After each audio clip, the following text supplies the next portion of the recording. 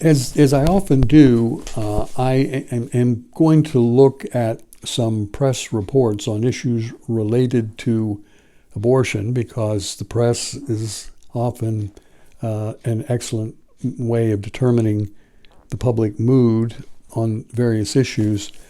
And so I've pulled a few magazine articles, newspaper articles.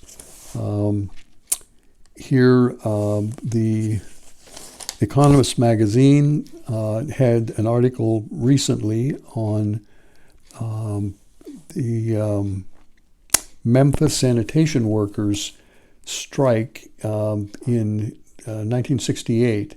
And on the eve of Martin Luther King's assassination, he had gone to Memphis to support the sanitation workers' strike. And most people have seen photos of these sanitation workers who were protesting their mistreatment in Memphis, and they were marching, and they decided that they would display one sign.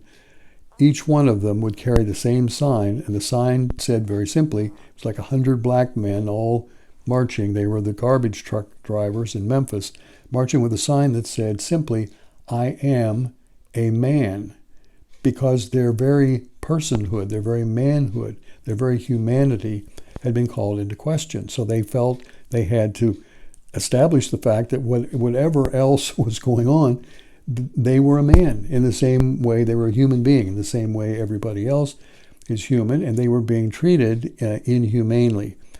We face exactly the same problem with unborn babies. 2/3 of the American people think an unborn baby is a blob of tissue or a clump of cells during the first trimester of pregnancy.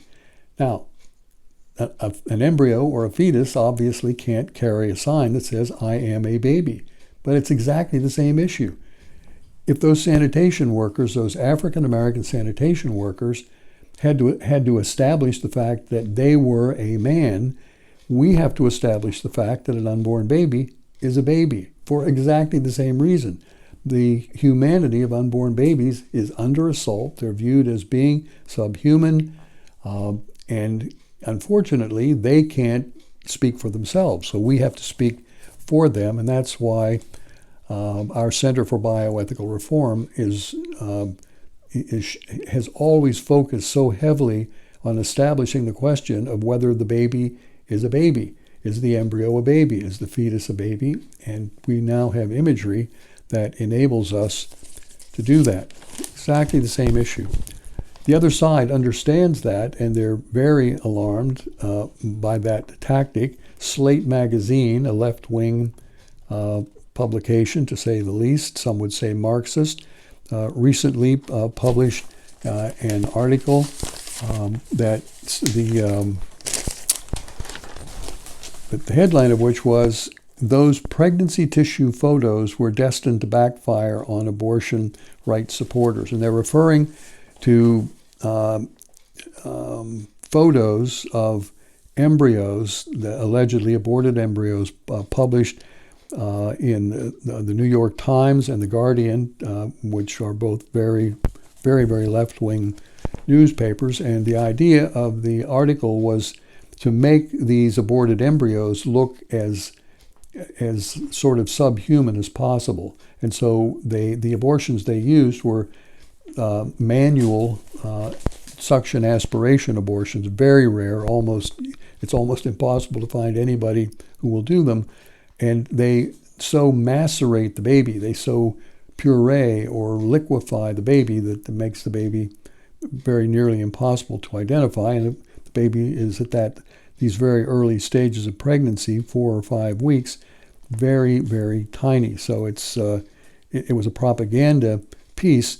But what was interesting about the Slate article that was commenting on these pictures that were published in the Guardian and the New York Times, and I'm quoting, Slate says, "The anti-abortion movement wins when it gets us to take our focus off the pregnant person," they won't say woman, "off the pregnant person and place it on the pregnancy." They won't say baby, they say pregnancy.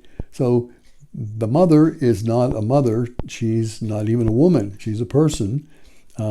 And of course, they want to do the same thing with the unborn baby. They refer to it as a pregnancy.